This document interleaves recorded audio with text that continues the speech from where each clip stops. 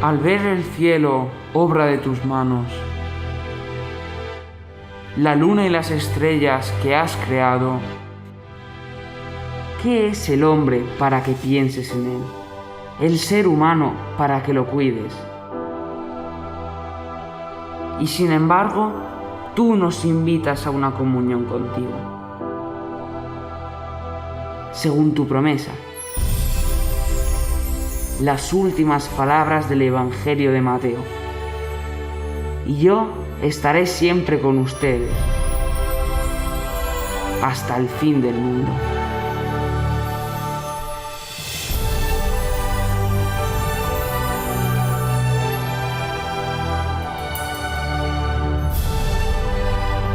Dios está con nosotros todos los días. No es solo una cercanía espiritual, es una presencia física, concreta, real.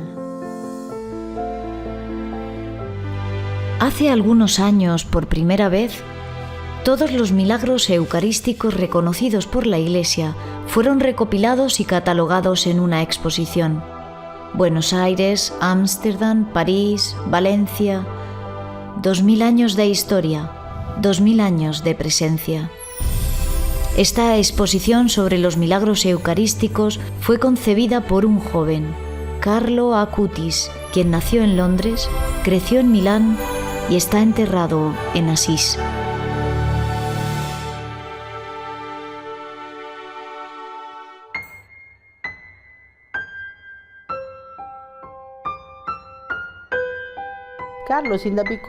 Desde pequeñito, Carlos siempre mostró un interés muy grande por todo aquello que es la Iglesia, los santos, el Evangelio. Por ejemplo, me acuerdo que de pequeño, cuando pasábamos frente a las iglesias, él quería entrar para saludar a Jesús crucificado, el tabernáculo. Ir a la iglesia era importante para él. Además, iba y se quedaba allí por un buen rato. Yo nací en el seno de una familia de editores laicos. Mi padre no estaba en contra de la Iglesia, pero digamos que no era practicante. El sacramento de la comunión, de la confirmación y del matrimonio, esas han sido las únicas veces que yo he asistido a la Santa Misa. Carlo, lo digo siempre, ha sido un pequeño salvador para mí. El amor por Jesús y la Eucaristía fue tan fuerte desde pequeño en Carlo, que tras una cuidadosa evaluación por parte del obispo, se le permitió recibir la primera comunión con solo 7 años. Nos dirigíamos hacia esa cuesta donde está este monasterio, en una colina, y en determinado momento nos tuvimos que detener porque pasaba un pastor con un corderito y atravesaba la calle. En aquel momento él vio aquello como una señal de predilección por parte del Señor, porque llevábamos a Carlo a hacer la primera comunión. Esta presencia viva de Jesús que constantemente sentía lo impulsaba después a dar a conocer a Jesús, el amor de Jesús, a muchas otras personas. Mi nombre es Rajesh. Vengo de las Islas Mauricio. Empecé a trabajar con la familia Acutis, con Carlo, cuando él aún era pequeño. Estaba lleno de afecto. Después de la guardería, empezó la escuela aquí, con las Marcelinas. Algunas veces lo llevaba yo, y entonces me pedía si podía llevarlo a la iglesia para hacer un poco de una especie de meditación junto al tabernáculo. Yo no sabía nada. Me preguntaba, ¿qué está pasando? Podría entenderlo si fuera un adulto. Después me contaba qué había dentro, el cuerpo de Jesús presente en sangre, cuerpo y alma. Yo le decía, pero Carlo, ¿cómo es eso posible? Él me lo explicaba despacio hasta que llegábamos a la escuela. Todos los días me contaba lo mismo. Yo no era católico. Vengo de una familia hindú, brahman. Mi padre era un pandit, se llama, una especie de sacerdote. Tenía conocimientos de la lengua sánscrita. Es muy raro, casi imposible que un brahman se convierta. Por la enseñanza que recibí de su parte, Carlo, incluso más que mi padre, fue mi maestro espiritual. Todos los actos que llevó a cabo han tocado directamente mi corazón. Después me dijo, el Señor también vive en el corazón. Después, conforme fue creciendo, yo sentía, cuando él iba a misa y comulgaba, no me obligó a nada.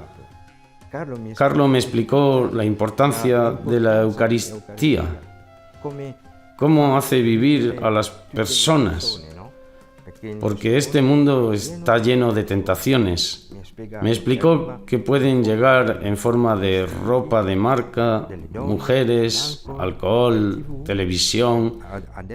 Me dijo, este es el modo en que el demonio entra en tu vida y no se puede afrontar esta situación solos. Así pues, cuando comenzó a explicarme la palabra de Dios, la Biblia, lo hacía con tanta dulzura.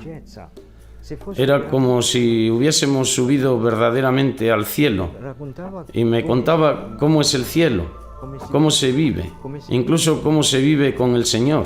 Yo era como si ya hubiese llegado allí, estaba feliz. Después yo también empecé a soñar con Jesús, con el Señor y con la Virgen María. Después empecé a contárselo a Carlo y le pregunté, ¿cómo es que tengo estos sueños? Y él me dijo, Jesús te quiere, Rajesh. Después pedí recibir el bautizo en el 99.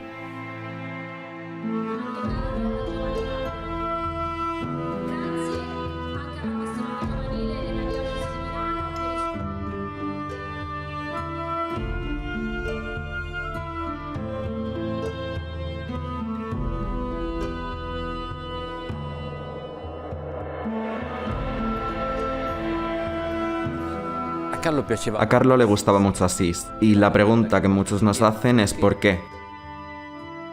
Pero miren, no es tanto la ciudad, sino el hombre que habita en esta ciudad.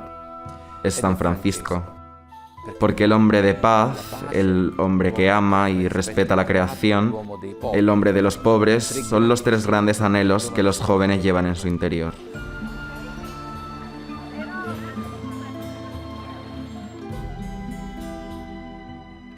Asís también gusta porque cuenta con un valor cultural. Al fin y al cabo, la primera película en color que se guarda aquí, en esta basílica, fue realizada para reunir a la gente, porque no lo olvidemos, esa historia fue pintada al fresco para llegar al corazón de la gente sencilla, que no sabía leer ni escribir.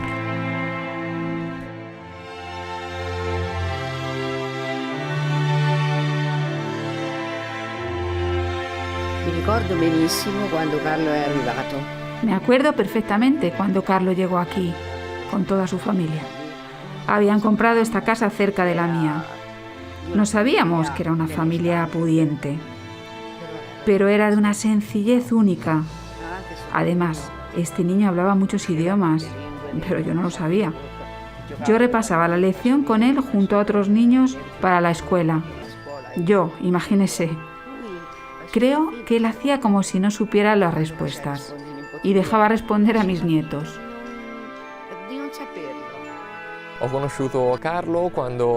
Conocí a Carlo cuando tenía 6 años. Desde ese momento fuimos inseparables y todos los veranos y las vacaciones las pasábamos juntos. A él le hacía muy feliz poder pasar el mayor tiempo posible en Asís, y así fue hasta su muerte, en 2006, cuando yo tenía 14 años. Para que se entienda qué tipo de persona era Carlo, teníamos unos 10 u 11 años y habíamos ido a comprar un helado un día de mucho calor. Cuando volvíamos a casa, Carlo contó las vueltas y se dio cuenta de que nos habían dado 20 céntimos de más. Él se empeñó en regresar y devolver el dinero porque era fruto del trabajo y del sacrificio de esas personas y le parecía injusto que nos apropiásemos de él. Así que nos hizo recorrer toda Asís, que está en Cuesta, como sabrá quien la conoce, para devolver el dinero. Yo tenía unos 7 o 8 años menos. Era un niño todavía y ellos ya eran unos adolescentes de unos 13-14 años. Mis primos a veces intentaban apartarme de los juegos, de las distintas actividades que se hacen cuando se tiene esa edad, pero Carlos se oponía siempre a ello. A cierta hora, él volvía a casa porque tenía que rezar. Nadie lo hace a esa edad, ¿verdad? Solo eso me hacía pensar.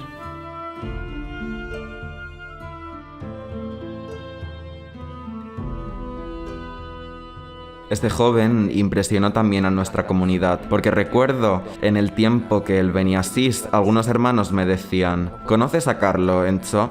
Dedica mucho tiempo a la adoración eucarística.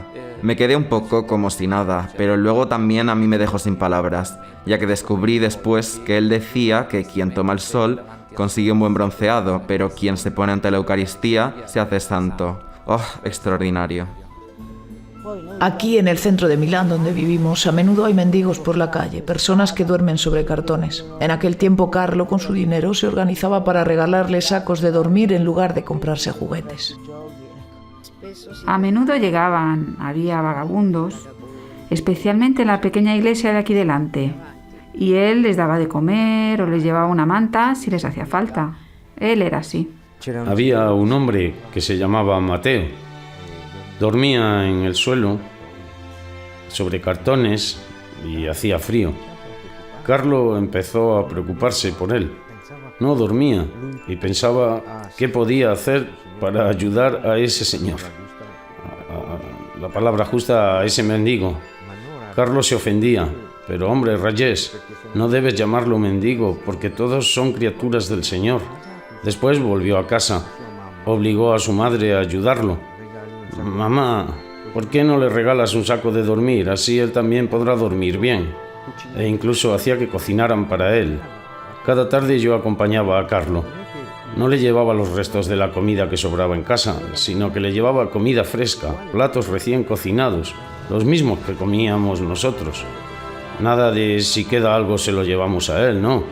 A él no le gustaba eso, decía, igual que nosotros comemos, debe comer también este señor que tiene dificultades. Así era su vida. Era como si yo viese en él a San Francisco.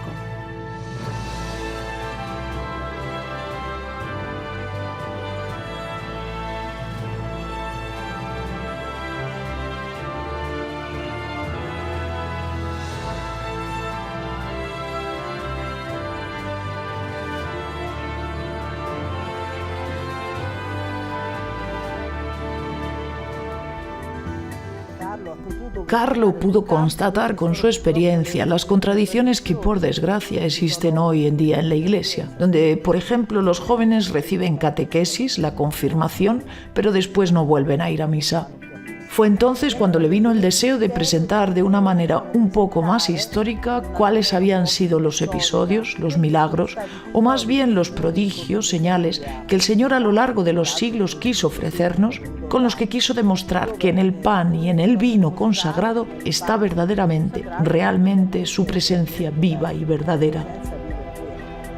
Carlo decía que nosotros somos mucho más afortunados que aquellos que vivieron hace 2000 años con Jesucristo, porque aquellos que vivieron en los tiempos de Jesús, para poder verlo, estaban condicionados por el espacio y por el tiempo, y no era fácil acercarse a Jesús porque estaba rodeado por la multitud, mientras que nosotros solo necesitamos ir a la iglesia más cercana y tenemos a Jerusalén fuera de nuestra casa.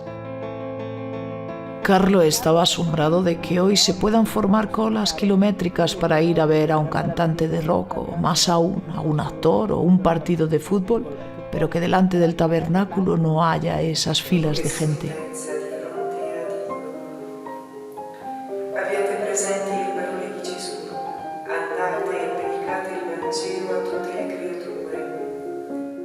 Carlo decía que vivir esta dimensión eucarística ya te coloca en una coeternidad, es decir, que entras en la dimensión del tiempo de Dios, el kairos, como lo llaman los teólogos, o sea, el tiempo de Dios, el tiempo en el que ya estás en cierto sentido en la dimensión de la Trinidad. Y Carlo justamente era consciente de que la Eucaristía, si se recibe de buena fe, obviamente, te transforma. Cada vez que recibes la Eucaristía, decía Carlo, cada vez que comulgas, dejas de ser la misma persona, porque Jesús lleva a cabo transformaciones dentro de ti, incluso aunque no te des cuenta. Él trata de transformarte cada vez más y convertirte en alguien semejante a Él.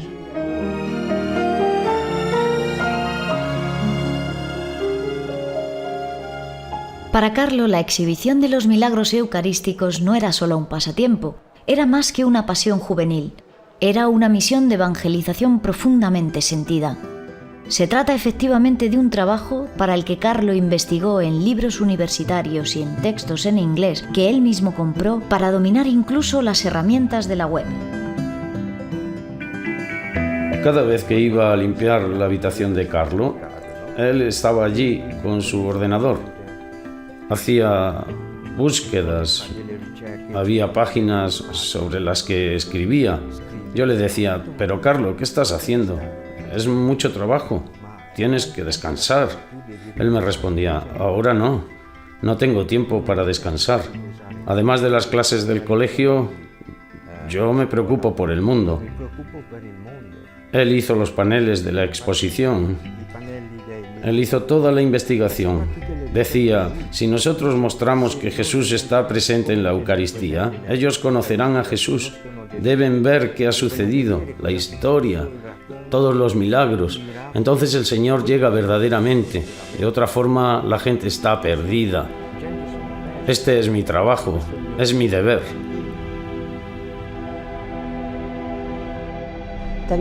Tengan en cuenta que cuando él empezó esta exposición, Internet todavía no estaba tan extendido como hoy en día. Y también nos involucró a nosotros. Tuvimos que hacer viajes para tomar fotografías que él consideraba muy importantes, porque la gente tiene necesidad de ver señales, de ver las fotos, de ver cuadros. Mucha gente se convirtió en promotora de esta exposición, así que pudimos llegar a todo el mundo y muchas personas nos confesaron que se acercaron a Dios y descubrieron la importancia de la Eucaristía.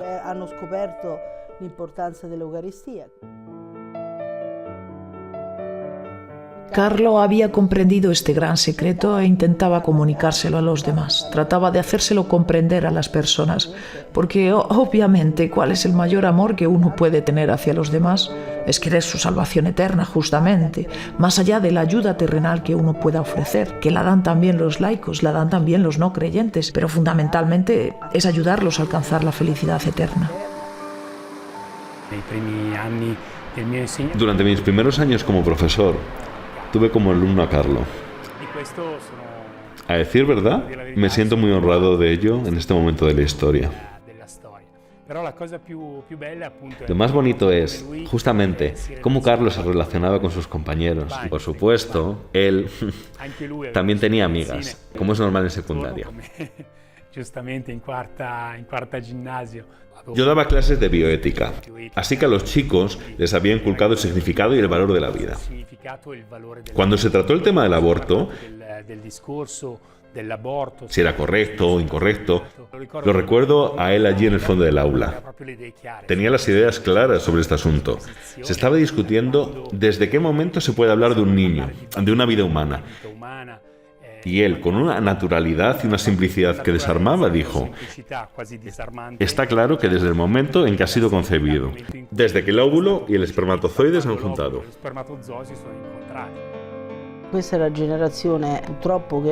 Esta es la generación que, por desgracia, vive en los medios de comunicación de un modo, digamos, explosivo. Pero también es la generación que sufre más los ataques demoníacos que estos medios de comunicación pueden traer, como la pornografía, por ejemplo, como el uso de las drogas, que está tan difundido a tan bajo precio, o el acoso, que genera situaciones dramáticas como el suicidio. Con un clic se puede entrar prácticamente en el infierno y nadie protege a estos chicos.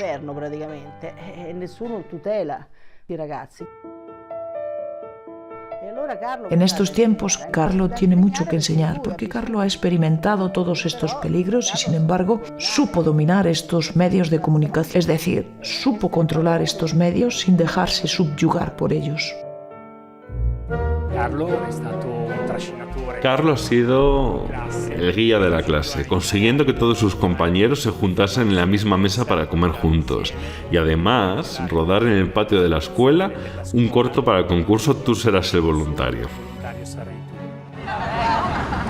No, lei guardi nella videocamera. 3, 2, 1, via. El Papa Francisco, en el Christus Vivit, que es el documento de clausura del Sínodo de los Jóvenes, quiso dedicar un capítulo a Carlo en el que prácticamente lo presentaba como modelo a los jóvenes de todo el mundo por el modo en que supo utilizar los medios de comunicación. Hacia el mes de abril o mayo, cuando estaba evaluando las actividades de voluntariado, él mismo se puso a disposición diciendo: durante el verano voy a trabajar en la página web de la escuela, con el fin de promover las actividades de voluntariado. Y así lo hizo, trabajó en estas cosas. Pensábamos presentar su trabajo el 4 de octubre del 2006, pero desafortunadamente aquellos fueron precisamente los días en que cayó enfermo.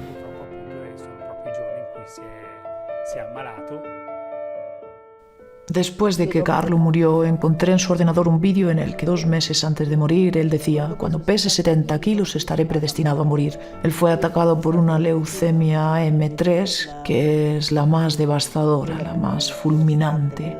Se fue en 3 días prácticamente. Vivió su enfermedad con serenidad, porque Carlo, poco antes de morir, dijo: muero tranquilo porque no he desaprovechado ni siquiera un minuto de mi vida en cosas que no complacen a Dios. En el funeral vi que habían asistido muchos inmigrantes, muchas personas venidas de lejos, es decir, personas que podían ser musulmanas, hindúes, budistas, algunos incluso con el turbante sikh. Los primeros milagros los hizo el día del funeral, en el que hubo tantísima gente que le rezó para que les ayudara, porque entonces ya tenía esa fama. La iglesia estaba tan llena de gente que muchos tuvieron que permanecer fuera. Más que un funeral, parecía una fiesta, pero creo la fiesta era porque Carlo fue de inmediato al cielo, tal como le había pedido al Señor: ofrezco mis sufrimientos por el Papa y por la Iglesia, porque no quiero ir al purgatorio, sino directamente al cielo.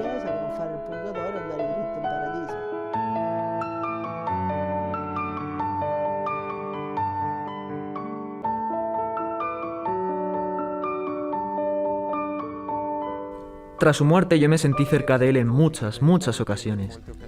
Por ejemplo, antes de cada examen en la universidad, incluso de manera inconsciente, Carlo me venía a la memoria. Nunca suspendí un examen en la universidad, así que no sé si es mi capacidad o su cercanía. Me gusta pensar que es una combinación de ambas cosas. Él consiguió dar esperanza a muchas personas que yo sabía que tenían problemas. Cuando me pasa algo, me siento así un poco decaída, especialmente durante la pandemia que ha habido. Digo siempre: Carlo, ¿y ahora qué hacemos? Ayúdame, ¿eh? Y él siempre me ha ayudado. Después de la muerte de Carlo, no me siento en absoluto solo. Él siempre me dijo: la vida aquí es breve, pero si eres una buena persona, si llevas una vida bondadosa, vivirás siempre en la eternidad, en el cielo. Yo me lo he metido siempre en la cabeza, y verdaderamente la vida después puede cambiar. Y así es. En 2013 ocurrió en Brasil un milagro que fue tomado en consideración para el proceso de beatificación. Se reclama un milagro porque se dice que es la señal de Dios en la causa en curso, ya sea de beatificación o de canonización. Así pues, es Dios quien confirma así.